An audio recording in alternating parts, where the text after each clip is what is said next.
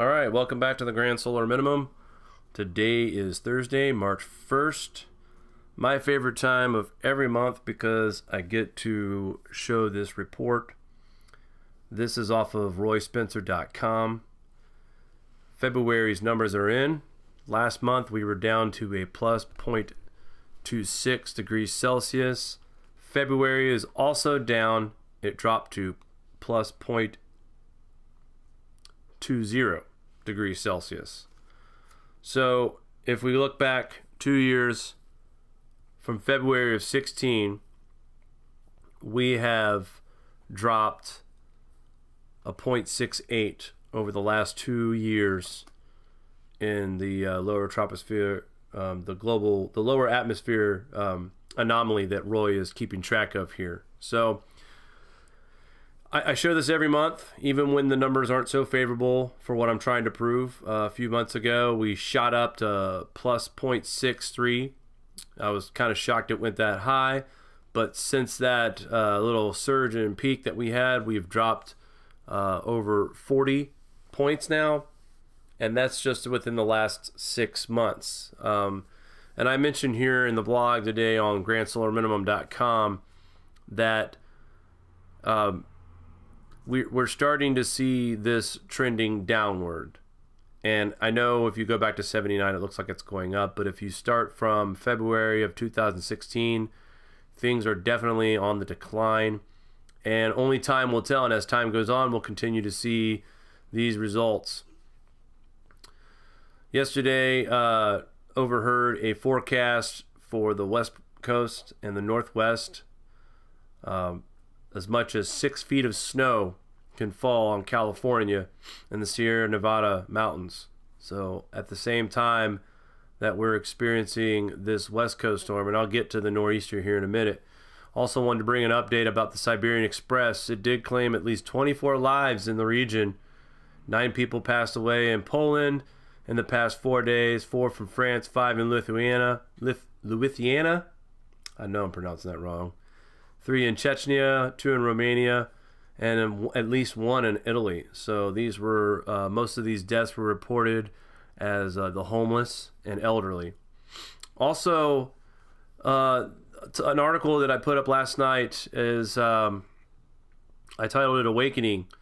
Mari did a little research. The earthquake video that she put out that had the 7.5 earthquake in Papua New Guinea. Now, I looked at Mari when this earthquake went off, and we zoomed in on the earthquake map, and I said, is that a volcano? Miles away from it, just south of it.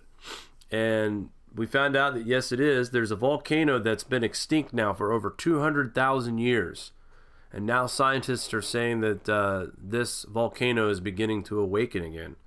So that's something that we're definitely going to keep our eyes on. As you know, this area has been riddled with earthquake activity. But there's some concern now with that 7.5. And do you remember the number of aftershocks that region has seen since that 7.5? I mean, pretty much all these orange dots right here. So we're at least in the hundreds, probably. It's loads. So, and the report that the watchers put out says it's smoking. So this isn't just like, oh, maybe it's a volcano. This is actually, we are witnessing smoke coming from this volcano. The one article said extinct. Probably the proper word is dormant.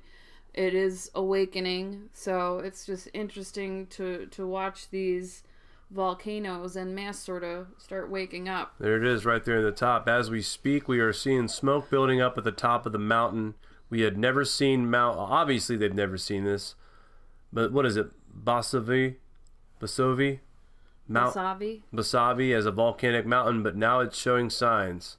Wow. So definitely something we'll keep a look at, and thanks to the sites like the Watchers, where we can follow stories like this, because mainstream media hasn't said a word about this. And I would think this would be a top story in my book. A 200,000 extinct volcano is awakening. Well, that earthquake that hit did kill. I don't remember the number now. It was either like 16 or 19. Killed people. This is in a very rural area, so the news about the damages is pretty much slow going because it is out there so rurally. But, you know, some of the heads of that area are calling it catastrophic, the damage from the 7.5 earthquake. And I will do another follow-up on that as I, you know, have some time and I'm able to dig through the information. But the people of this island were severely affected by this particular earthquake. And now on top of that, they have this volcano waking up. Looking at some space weather stuff here, we've got our solar wind speeds just above 550 kilometers per second with a density of around 3. That's actually pretty thick for wind speeds to be that high. KP indices are quiet right now. I think we're sitting somewhere in the 2s. There's the sunspot, AR 2700, and no word of any kind of solar flares or any action from that. Yesterday we did see a week's flux increase, and as high as a B class, but nothing more than a B class. And as you see here now, these solar wind speeds on this ACE here is showing us that they have actually dropped down to the mid 300s. So our peak was at 550 last night, and we are seeing it steadily drop now. We are sitting around 370, 380 kilometers per second. So a quiet solar wind. That's why the density was so low. All right, that makes a little more sense. And looking at the SDO, we don't see any new corona holes forming. Just the one in the northern region there, but nothing that should affect Earth. Actually, it's pretty quiet right now as far as corona holes goes. Sunspots, 2700 is moving away from Earth. So our sun is now settling down. If we had a series of small corona holes and minor sunspots, but it looks like it's starting to quiet down a little bit. And I want to go ahead and, TSI real quick. We've broke it down a little bit. We'll show you the last 3 readings of 1361.071, and that was on the 19th. Then on the 20th, it goes to 1361.077. Again, these are minor increases, and then another minor drop, 1361.073. So as of February 21st, TSI reading is still above the 1361 mark, but it's hanging on by a thread. Wanted to give that update as well. And looking at our tropical tidbits, here is our current storm system right now that's going to link up with a nor'easter. Now they've named it, I think this is funny, but the name of the storm is Riley. As you know, my last name is Riley, so maybe I can make a claim. What have you done, Jake? What have I done? What are you doing? They've named the storm after me. What are you up to? So anyway, looking at tropical tidbits here, and this is the movement of this storm right now. This is as of Friday morning. I mean, look at the intense snowfall that we're seeing right here, right above the Ohio, right into Toledo, into Michigan, going into Cleveland. Lots of moisture from this low pressure system coming up from the Gulf, and then it's going to link up with this system out here in the Atlantic. So as we go through Friday, loads of snow, and we are in Western New York. That's the only reason why I'm focusing in on here, folks. But they keep upping the snow totals every time I look. As you see, through Friday, heavy snow throughout all of Western New York, and all the way through upstate New York through Friday evening, and still light snow as of Saturday morning all the way through New York. And the East Coast, now the coastal, like Massachusetts and all that, and New Jersey, you guys are going to see more storm surge and more flooding. But look at this. On the 3rd, Saturday night, there is snow, according to GFS, is reaching to the coastal region. So you're going to have the same situation that we had with the last nor'easter that bombed out on us.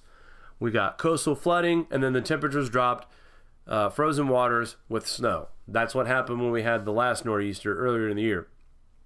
Now, there are people saying that this system will bomb out to as low as 850. I'm not seeing that here on the GFS. The GFS is taking it to right around the 975 mark, 972, and that's offshore. And this thing just continues to hover in the Atlantic, and we're scot-free. Sunday it gets quiet, but watch out. Four Corner states, more snow developing in Colorado mountains, throughout Colorado and Kansas. And like all year long, the Northwest and the upper plains has been pounded all year long with snow, especially the last 3 weeks. It's been steady and consistent. But once again, here comes another low pressure system midweek next week through Tuesday through the same region that's already has flooded waters. And now the areas that have snow on the ground here in the Northeast will see a little bit more snow added to that total as temperatures stay just cold enough for the Northeast to get snow. And it's now a little bit of an impressive system that develops again as it moves off to the Atlantic. We'll have to keep our eyes on this one as well. As the low pressure on this, the bars are tight on that. Let's hope that nothing changes in the jet stream that keeps that system hovering around the Northeast again for part 2.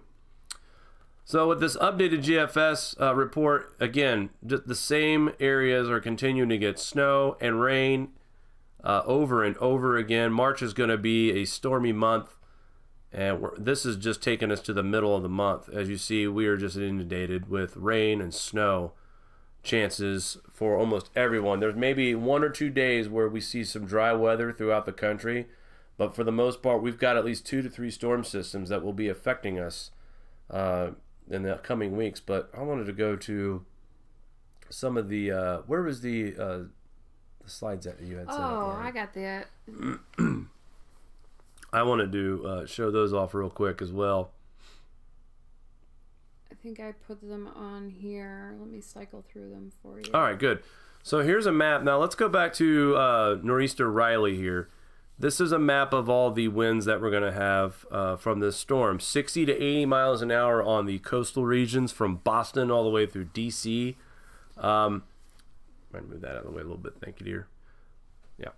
And then, most of northern Pennsylvania and western Pennsylvania, eastern Pennsylvania, you guys are going to get anywhere from 40 to 80 miles an hour wind gusts.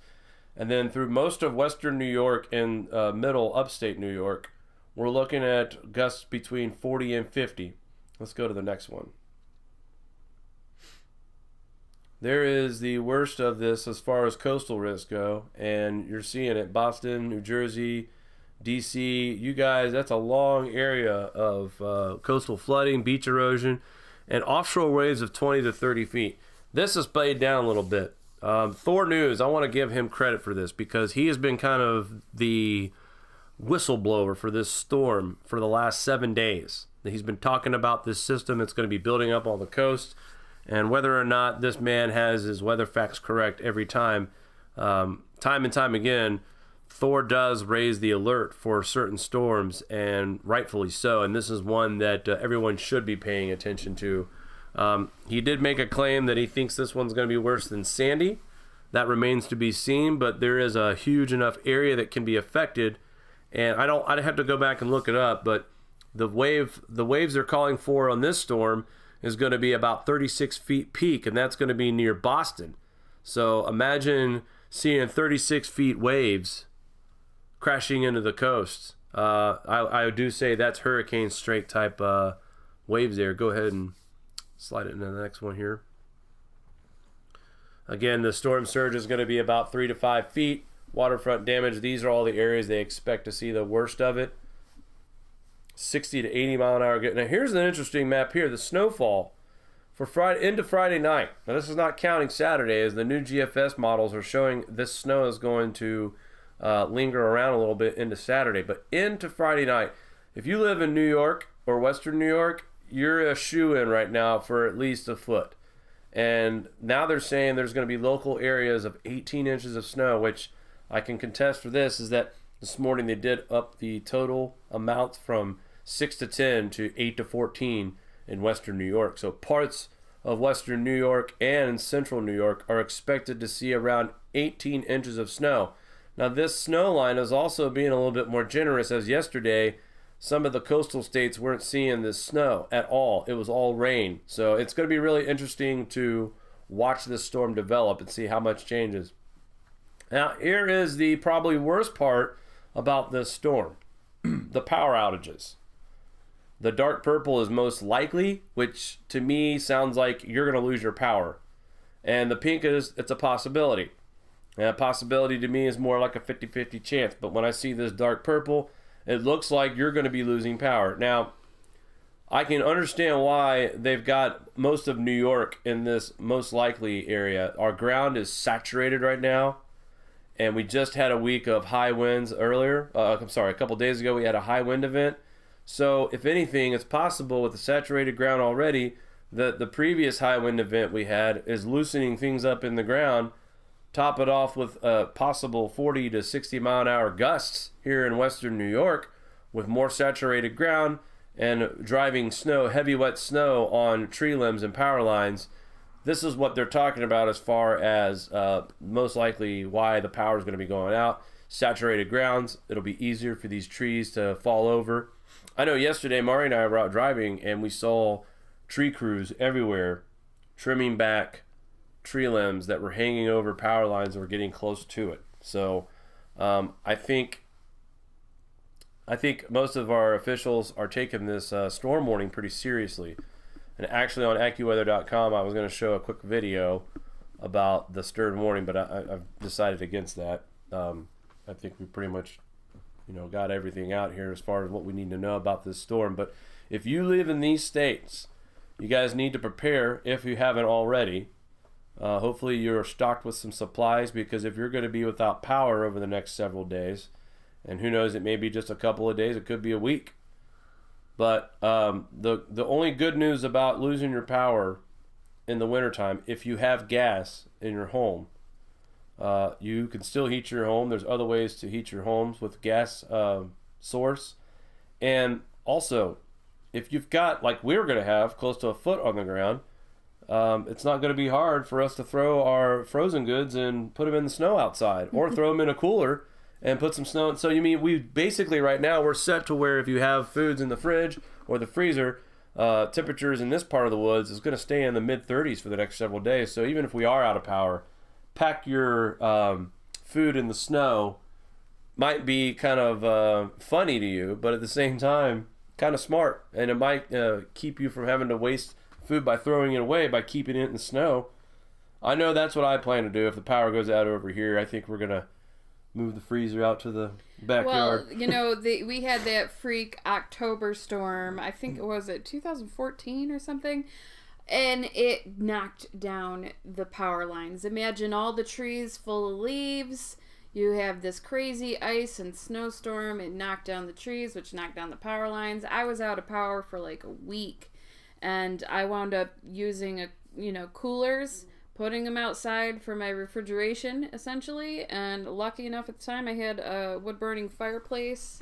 The gas, we got gas, so we're good now. If the power goes out, I'm pretty confident. So, right now with this storm, we here in Buffalo, we're preparing for a power outage. So, if you don't have candles and flashlights and all that, and you're in these affected areas, just get ready, be prepared, have them out, ready to go, just in case. Better to be safe than sorry. Yep. And, we were talking earlier, when are we going to see the last hoorah from winter? And I'm not sure if this is going to be the last one, but man, we have been blessed for the last, 2 or 3 weeks since we had the last snow, and that was about a foot on the ground. So, hopefully this is Old Man Winter's last punch. I've seen enough snow this last year that I've seen in my entire life, and that's no exaggeration. The last time I checked, we were sitting around 60 inches of snow, and that was in early January. So I'm sure that number has grown. But yeah, like Mari said, all you can do is prepare. And these areas, they're not playing around. They're pretty much saying you guys are going to lose your power in these certain areas here. And here is the snow map once again. Pretty good section of the Northeast is going to get dumped on, that's for sure. Trying to find, just coasting through. Okay, good. All right, so Mari and I, we definitely plan to be back live at some point, maybe tonight, maybe tomorrow morning early, or maybe late tonight, just depending on how this storm does impact. And if we have power, hopefully we do have power. Maybe if push comes to shove, we'll have our backup batteries for our phones charged up. I know I have a Mophie case, so I'll have 2 batteries basically on my phone, and maybe we'll do a live update, a short one, to kind of report if the power does go out, how much snow has fallen, because this is going to be an interesting storm. And I think Mari and I, we probably should capture some footage on this. If they're predicting this wind and the amount of snow to fall and how heavy it's going to be, I mean, wouldn't this almost qualify as a blizzard? Pretty close. I am not sure. The good news is that it's happening overnight. So most of the people are going to be inside. But the bad news is the peak of this storm, especially for Western New Yorkers, is going to be in the commute in the morning tomorrow. And I'll be honest with you. I hope the school districts do the right things right now. With as much snow as is forecasted and how it's going to fall, I hope they cancel school tonight for people here in Western New York, because I know you guys are used to this kind of weather, but when you have your weather alert saying it's going to be next to impossible for travel during the morning commute, I certainly don't want my child on a school bus out there with the rest of those crazies trying to get to work on time, not giving themselves enough time to get there. So now they're running late and they might be using excessive speeds. I'm a worry when it comes to my children, just like all parents. So hopefully these states heed the warnings and do the appropriate things to help keep our children safe. Martin, you have anything else you'd like to say? That's it. Just be prepared and stay safe, guys. We'll keep you updated. Yeah, we'll try to stay in touch this week and kind of give you an idea if it had as much punch as it said it was going to have. And like I said, Storm Nor'easter Riley has made official naming this morning, and we'll see how dangerous Riley becomes. All right, we'll talk soon, guys.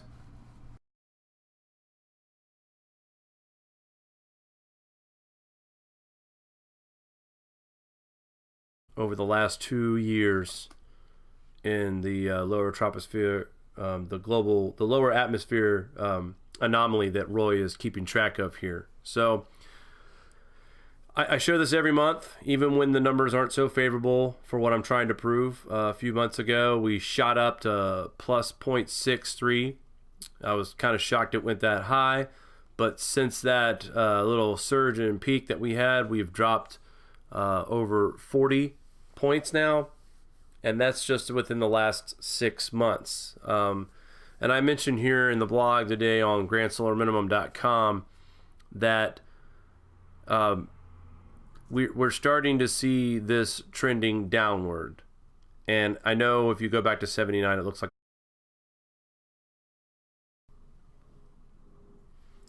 All right, welcome back to the Grand Solar Minimum. Today is Thursday, March 1st. My favorite time of every month because I get to show this report. This is off of royspencer.com. February's numbers are in.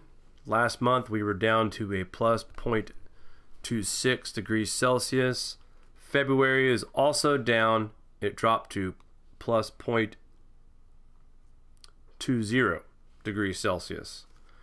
So if we look back 2 years from February of 16, we have dropped a 0.68. I'm pronouncing that wrong. 3 in Chechnya, 2 in Romania, and at least 1 in Italy. So these were most of these deaths were reported as the homeless and elderly. Also, an article that I put up last night is I titled it "Awakening." Mari did a little research. The earthquake video that she put out that had the 7.5 earthquake in Papua New Guinea. Now, I looked at Mari when this earthquake went off, and we zoomed in on the earthquake map, and I said, is that a volcano? Miles away from it, just south of it. And we found out that yes, it is. There's a volcano that's been extinct now for over 200,000 years. And now scientists are saying that this volcano is beginning to awaken again. So that's something that we're definitely going to keep our eyes on. As you know, this area has been riddled with earthquake activity, but there's some concern now with that 7.5. And do you remember the number of aftershocks that region has seen since that 7.5? I mean, pretty much all these orange dots right here. So we're at least in the hundreds, probably. It's loads. So, and the report that the watchers put out says it's smoking. So this isn't just like, oh, maybe it's a volcano. This is actually, we are witnessing smoke coming from this volcano, the one article said extinct. Probably the proper word is it's going up, but if you start from February of 2016, things are definitely on the decline, and only time will tell, and as time goes on, we'll continue to see these results. Yesterday, overheard a forecast for the West Coast and the Northwest. As much as 6 feet of snow can fall on California and the Sierra Nevada mountains. So at the same time that we're experiencing this West Coast storm, and I'll get to the nor'easter here in a minute. Also wanted to bring an update about the Siberian Express. It did claim at least 24 lives in the region. 9 people passed away in Poland in the past 4 days, 4 from France, 5 in Lithuania. I know